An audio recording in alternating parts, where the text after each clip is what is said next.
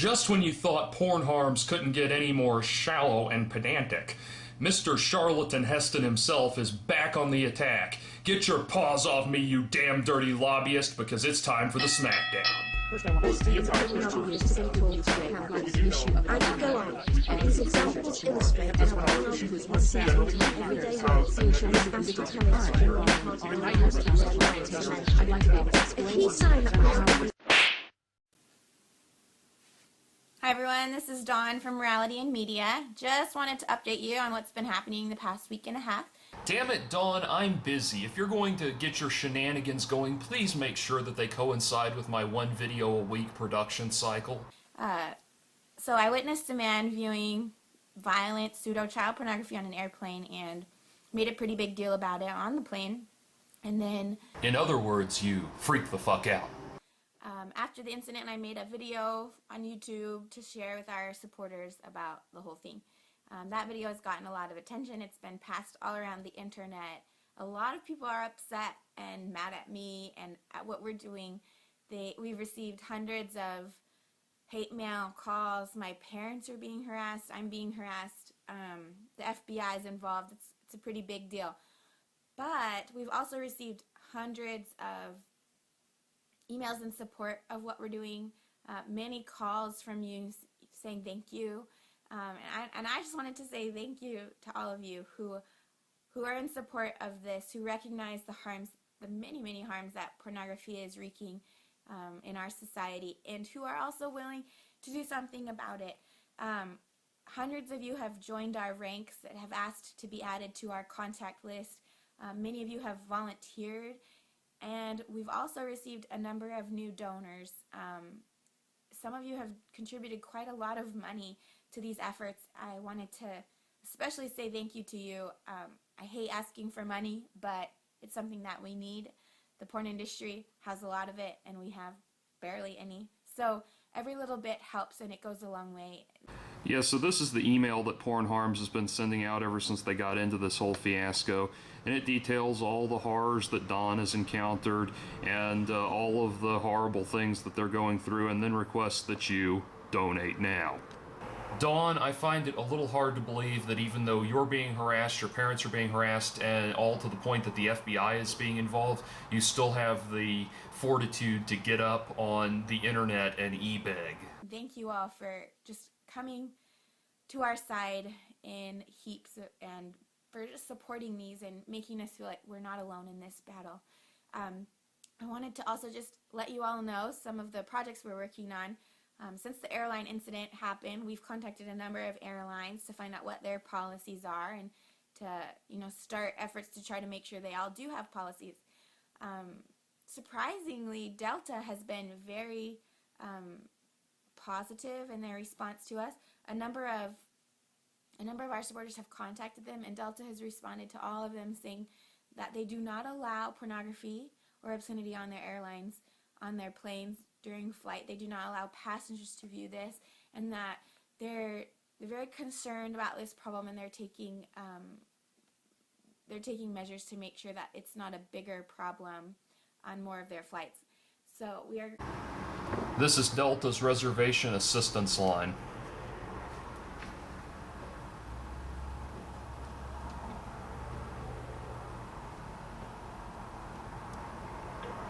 Hi, welcome to Delta, KLM, and Air France. Are you a SkyMiles member? No. All right. From here, you can say check flight status, review my reservations, or representative. Which would you like? Representative. Okay, I'll connect you to a representative. But to be sure I get you to the right person, I'll just need a bit more information first. Which of these are you calling to do? Say, shop for a flight, discuss my existing reservation, or do something else? Do something else. Are you calling about travel within the 50 United States, Puerto Rico, or the U.S. Virgin Islands? The United States. Okay, let me connect you to a Delta representative. One moment, please. So you know, your call may be recorded for quality assurance. Additional baggage fees may apply.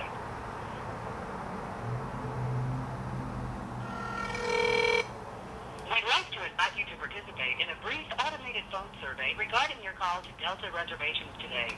If you would like to participate in the survey, say yes. Otherwise, say no. No. Okay, thanks. I'll transfer you to a Delta representative now.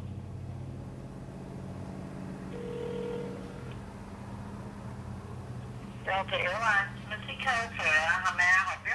Hi, I'm planning to book a reservation on Delta, and I had some questions, some in-flight questions that I was wondering if you could answer for me. Okay, and what did you need, sir?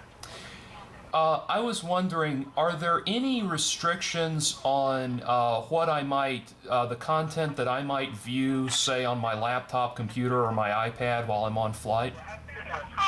You shouldn't have any problem. We have the free Wi-Fi on board, so you shouldn't have any problems with it at all. Where are you flying from, where to where?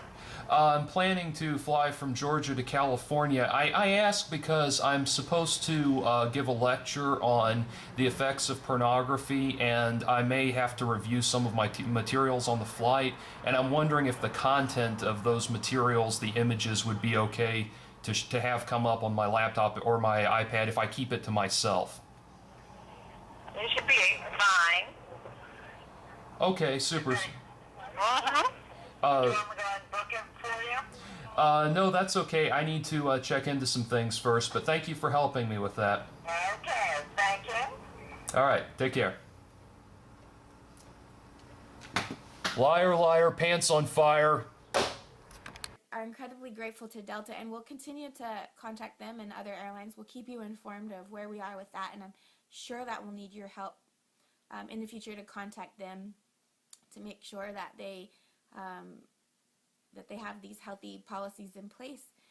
Additionally, this week and next week, we're finally rolling out the Safe Schools, Safe Libraries project. We've been talking about it for a little while, and now we're finally ready to just give you all the tools and let you go to work. So the goal of this project is to get filters installed in our public libraries and in our schools. The problem is that a lot of libraries and schools either have no filters or inadequate filters, and many of our kids are being exposed to hardcore pornography in these places.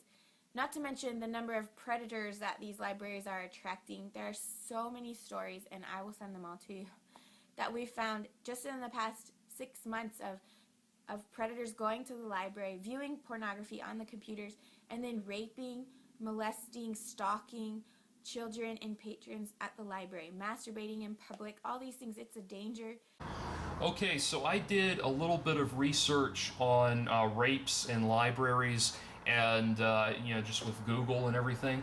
Let's see, Manchester Evening News and the Tampa Bay Times, I'm going to put these links in the crotch bar, and they reported on rapes that happened in the vicinity of libraries, where men, or adult women rather, I should say, were assaulted in the area of libraries. One woman was 17, but that's fairly close. They were assaulted in the area of libraries, but not in the libraries themselves. The rapes seem more like just kind of assault, what you would think of as the standard assault rapes that happen, where somebody just jumps out of nowhere on a woman or an unsuspecting person and attacks them. They don't fit the mold of what Don Hawkins and Porn Harms are describing. One rape I found happened in Florida State University's Stroyzer Library, but it was the work of a serial rapist, and he raped other people in other locations as well. From what I understand, they were all adults. Now, the two instances that I found one instance that happened at the beginning of 2011, so much for 6 months ago, or last 6 months. In Columbus, Ohio, an instance of a boy who, a 19-year-old man, I should say, who raped a 10-year-old boy allegedly. He was subsequently taken into custody. Then in New Bedford, and this happened in 2008, there was a man who was apparently raped. He raped a 6-year-old boy in a public library, and this was someone who was apparently known to be a sexual offender to some capacity, but was not registered. And then let's see. The thing is, he apparently raped the boy in the shelves, between the shelves in the library, And I wanted to read a specific part of this. The quote's from a person named Silva. That's the police lieutenant that's being interviewed. Anyway, when Saunders and the boy left the bookshelves and entered an open area of the reference room, a librarian who had seen the boy earlier with his mother saw the pair and became suspicious. She found Sanders' photo on a website and rushed to tell the boy's mother, police said. By then, Saunders had fled like the coward he is, Silva said. The librarian called 911. The police scoured the city looking for Saunders. They found him later that night on the steps of a homeless shelter. Police praised staff members at the library, calling the librarian alert and describing the building as a safe haven that was monitored by video cameras. So, that stands in very stark contrast to the raving lunacy of Porn Harms and Morality Media and Don Hawkins and Patrick Truman and all of these people. It stands in very strong contrast to these people because, or to what they're describing, because that demonstrates that the librarian in that case was not indifferent to what the child went through, was not destroying evidence or trying to protect the child or protect the rapist from the police or in any way, shape, or form, like what Porn Harms has been describing. And they dealt with the situation by going to the police, not going to a city council meeting and asking for filtering software on the computers. And that's what's funny to me. I mean, do you really think if someone, let's say you have a person who goes into a public library with the intention of looking at child pornography, then going and raping a child. Do you think if they go in there with that intention, that being stymied at the point of being able to look at child pornography on the internet is going to stop them from raping the child? You don't think that they've already kind of got that in mind? It's this kind of attitude that they have that's really, it seems to imply that they think that when somebody is sexually aroused, they turn into this mutant demon creature that otherwise would not act in such a way if they were not sexually aroused in that moment. They don't look at the wider issue of what these people, what may be happening to these people psychologically, what their mental makeup is, and that kind of thing. I want to emphasize that I am in no way diminishing the horror and the severity of any of these cases that I just described. I sympathize with the victims. I hope that the perpetrators are caught and properly prosecuted. And I am only bringing this up to be a voice of reason in what Porn Harms is hoping will be their latest moral firestorm, their latest moral panic. They've tried the same thing with rape, with human trafficking. Now they're going for child molestation at libraries. It's just their latest way to dig up the donation money. To the public to allow patrons to view pornography in these places. So, we are working with a number of other organizations who have resources, who have either been successful in getting filters installed, and some of them have failed, so we've learned from them. We've gathered a lot of information for you, many tools, many experts, and we're asking just everyday citizens like you to go to your library board and ask for filters to be installed. Sometimes it's as simple as that, just asking, and often that's enough. And so we just want to help you make sure that you're empowered in your community to make sure that this happens. And if there's more pushback, if the libraries don't agree and it has to go a little higher, we've got more experts and many more resources to help you. So please, if you're interested in leading the charge in your area, or you know someone who might be, contact us at grassroots@pornharms.com. We'll have a few intro conferences online this week and next week, so it'd be a really good time to get involved now. Additionally, we've got so Morality Media directs the War on Illegal Pornography Coalition. It's a coalition of over 120 national and state groups, conservative, feminist leaders, women's rights groups, many organizations who are working to get our existing federal obscenity laws enforced. We're not asking for new legislation, we're asking for the existing laws to be enforced. And those existing laws say that hardcore adult pornography is not protected by the First Amendment. The U.S. Supreme Court has upheld that many times. They also make it illegal to distribute hardcore adult pornography on the internet, on cable and satellite television, in hotels and motels, and in retail stores. Yet it's in all of those places, mostly because the laws are not being enforced. The U.S. Justice Department refuses to do its job in this case, and they have brought 0 new cases of obscenity and illegal pornography under the current administration. The reason those laws don't get enforced is because they are unconstitutionally vague. I've blogged about this in the past, but suffice to say, if you take somebody to court, you take them to court to find out if they've broken the law, not to decide what the law is. The hilarity of the obscenity laws is one of the many things I satirize in my novel Eros Empire. Just had to throw that in there. So, we're working with Congress, all of our groups, to pressure the Justice Department to enforce these laws. And for the last year and a half, we've been regularly meeting with key members of Congress. Many are supporting our efforts and understand the harms of pornography and want to do something about it. We have almost half the Senate on our side. And so now we are calling on Congress to hold a hearing on the pandemic of harm from pornography. We have already hosted a briefing on Capitol Hill about these harms, and now we're asking for a hearing in key committees. We're really optimistic that we will get this hearing. It will actually happen, but we need your help. We are sending a letter initially asking for the hearing. We're asking thousands of just grassroots, everyday Americans to sign this letter. Our goal was to have 5,000 signatures, and we've already got that. So now we're increasing that to 10,000. If we could get just 10,000 signatures of everyday Americans asking for a hearing just to explore this harm, that would be very powerful and help us really get this to happen. So if you're interested in signing the letter, just email us, grassroots@pornharms.com.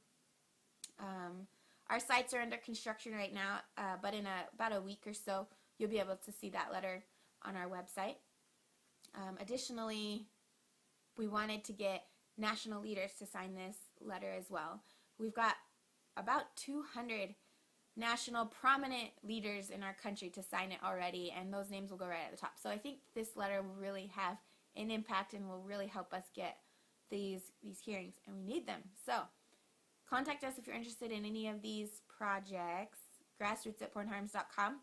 We will keep you informed and just spread the word about our efforts, help people to understand that there are groups out there who are trying to do something about the pandemic of harm. There are a number of things that can be done, and so if you are sitting at home just wishing that it wasn't this bad, or you've been harmed personally or your family, just realize that you're not alone. We're here too. We aren't going to just crawl under a hole and stop what we're doing. We're getting a lot of pushback, but we're getting a lot of support too, and we recognize that there's a need for people to stand up against this. And so join us, grassroots@pornharms.com. We'll keep you informed. Talk soon. Instead of giving money to these evangelical leeches, I can suggest a better use for your hard-earned cash. Pick up a copy of Eros Empire. But not only that, send a copy to Porn Harms, to Morality and Media. I would love to hear their response.